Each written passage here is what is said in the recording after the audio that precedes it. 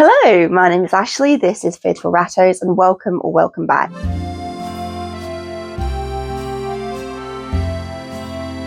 So today I thought I could share with you just a bunch of updates about what's going on here. There's a couple of things that I would have normally maybe vlogged and I didn't, and a couple of things that have happened recently and that are going to happen in the coming weeks. And I just thought this would be a good time to sit down and just make a video updating you all about what's been going on here. So unfortunately, I do have to tell you about a couple of rats that we've lost recently. It has been quite rough, and me and Rat Dad have been going through it, as they say, with the amount of loss recently. So obviously, about a month and a half ago, we lost Kiryu after his neuter surgery, which was completely unexpected. He even was absolutely okay during the procedure.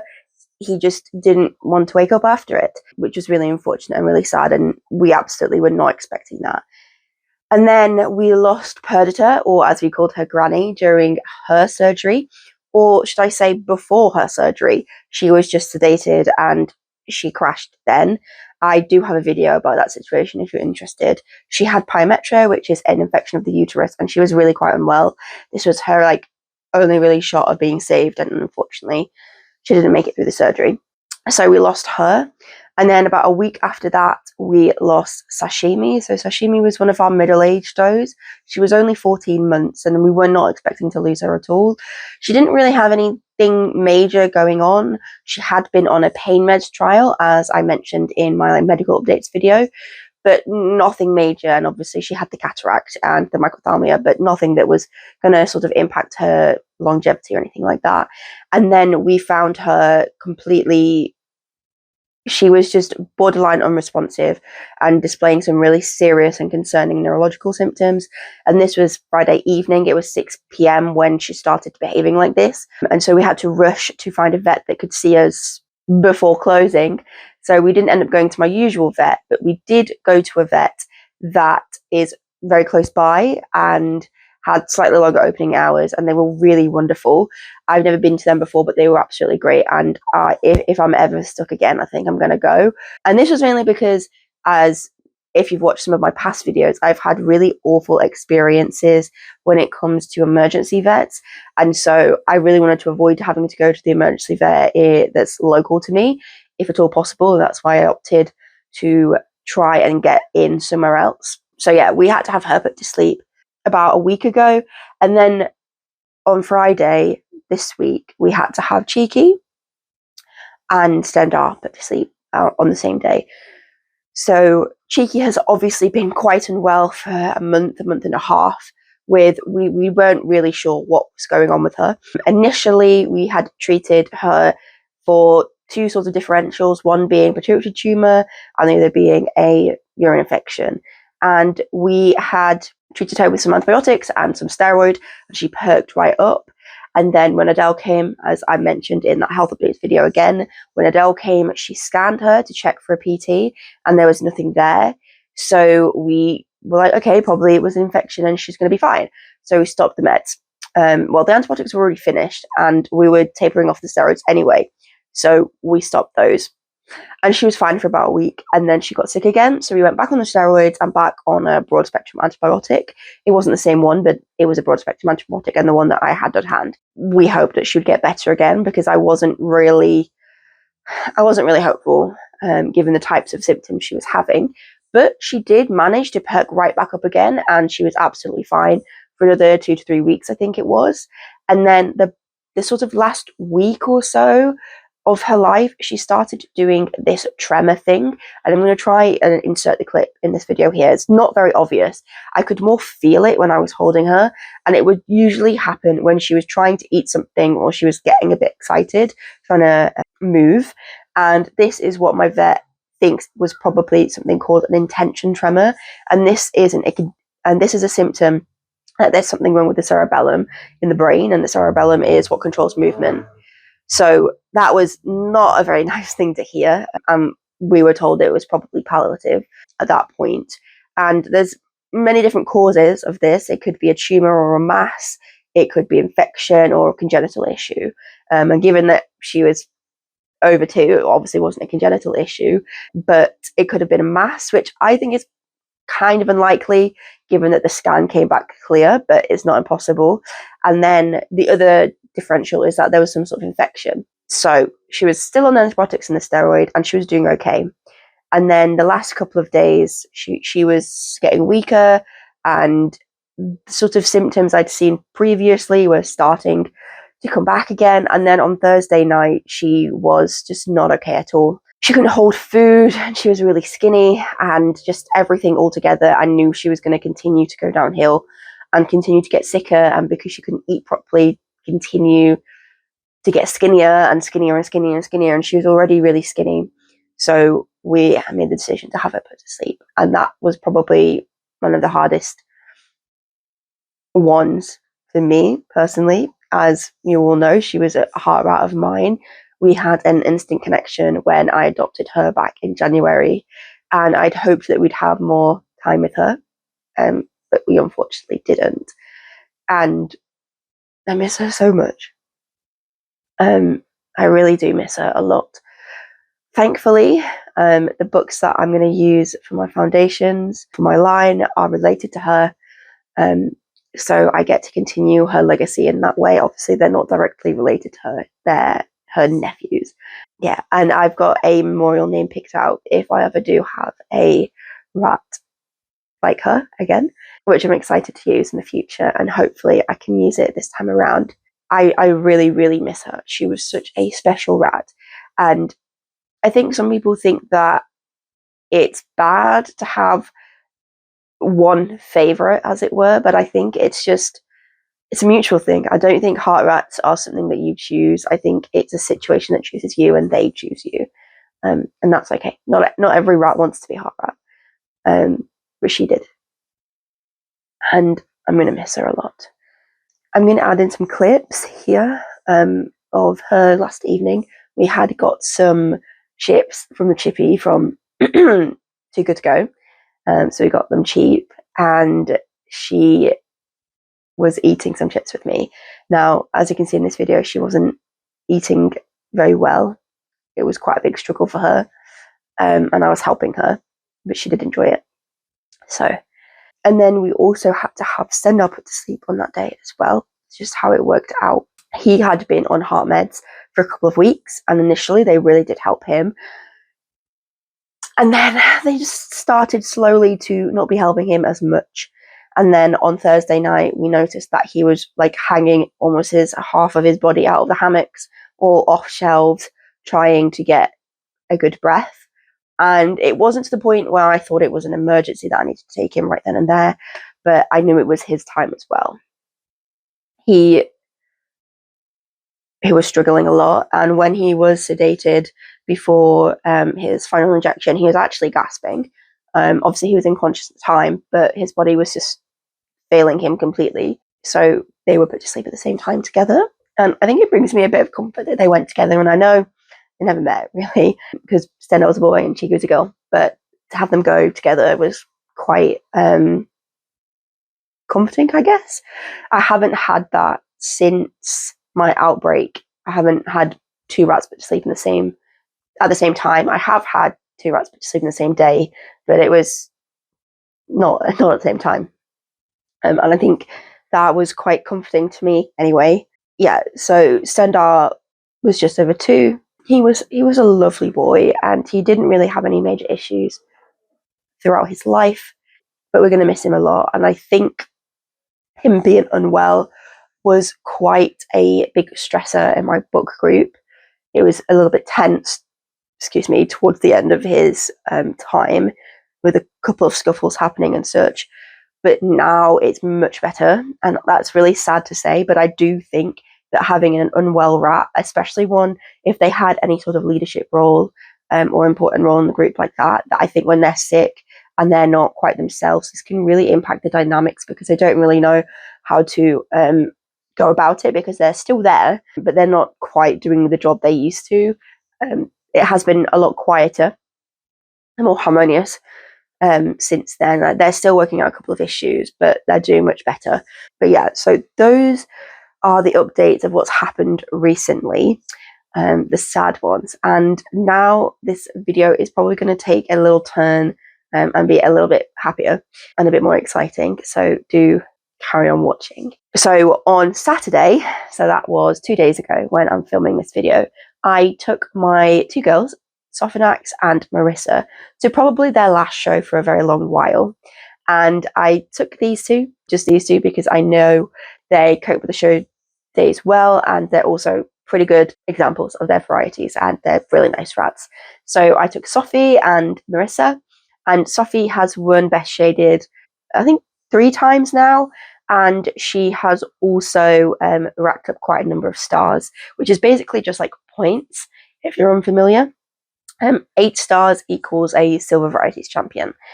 She's now on 7, which is really exciting. So hopefully I can get her down to another show in the future and get her up to that 8, and so she can get the championship. But it was really exciting. I was really looking forward to it, just having a day with the rat people, and it was really great. Usually when I go to a show, I had some sort of job, whether that's like in the kitchen or behind the show bench or for digital training or anything like that.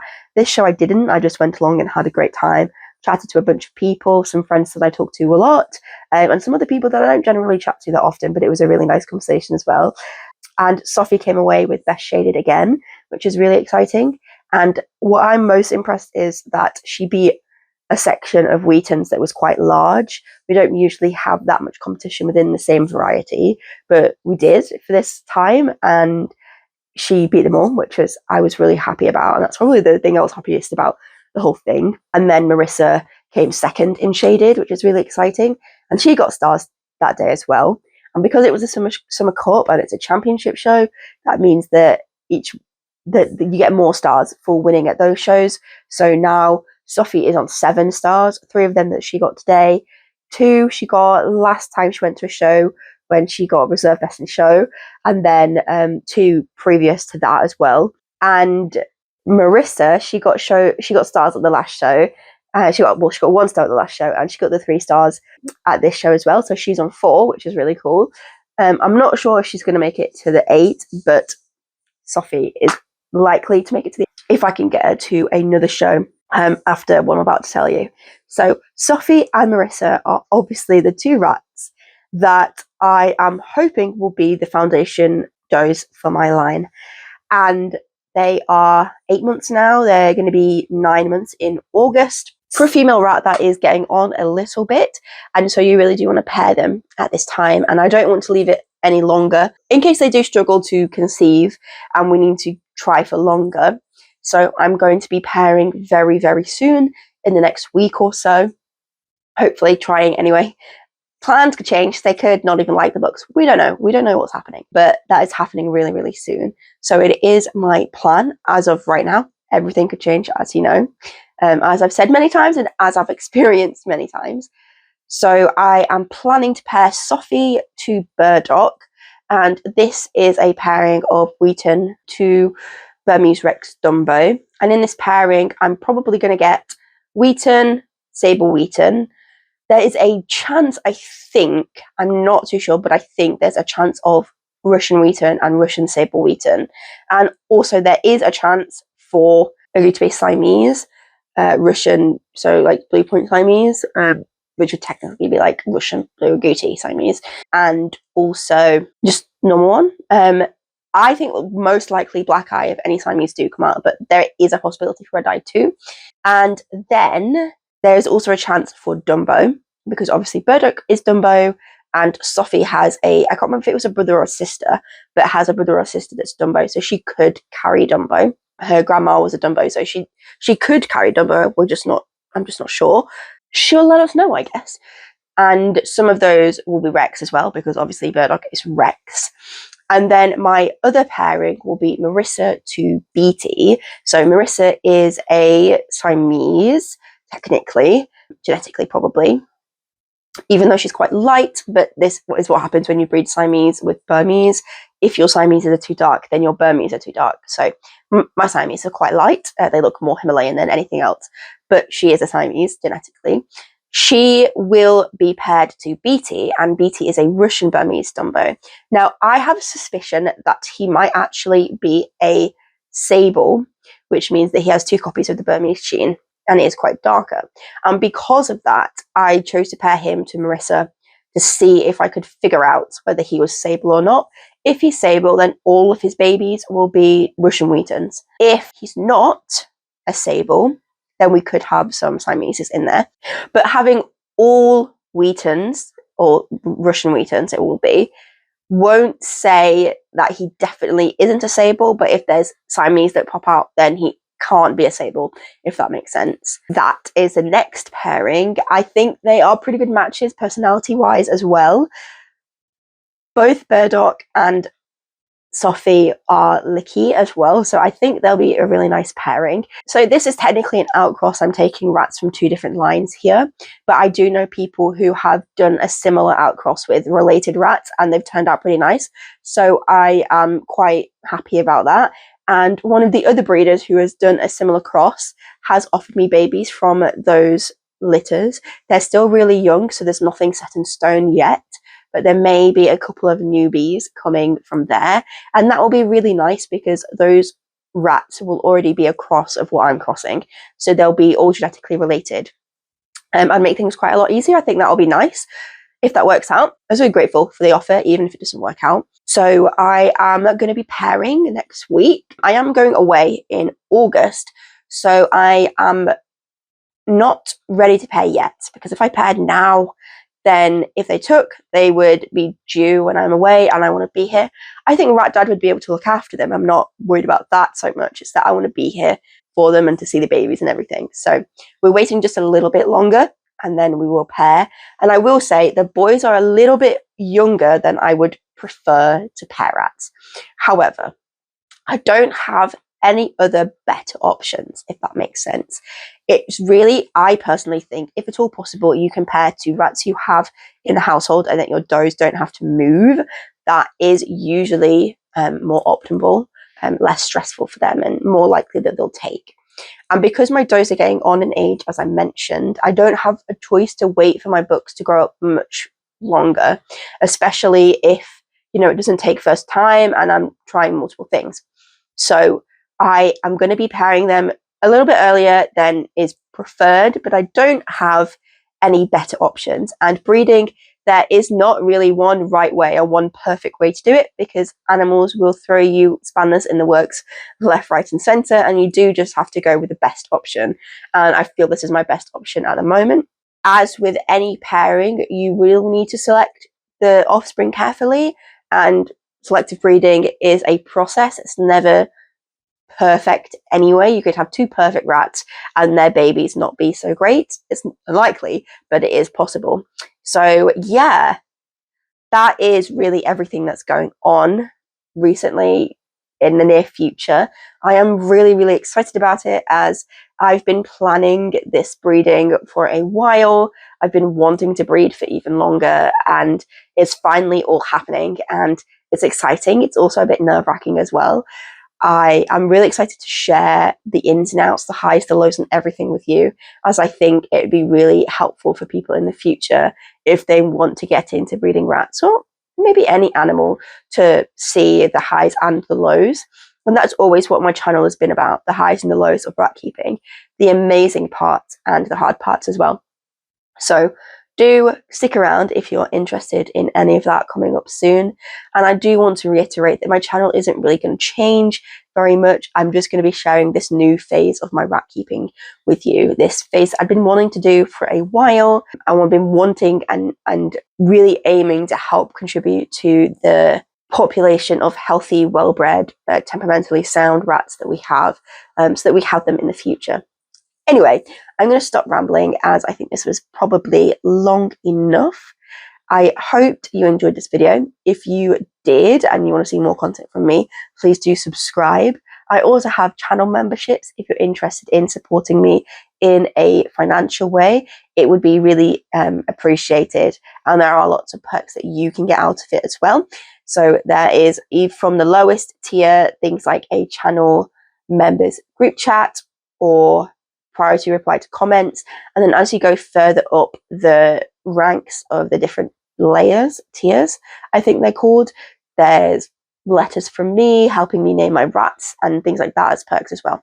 So if you are interested, you can just click the join button down below if you want to join, And please do keep an eye out for future videos where I am sharing my experience and my knowledge. Okay, I'm going to stop rambling, as I said, and I'm going to see you in the next video.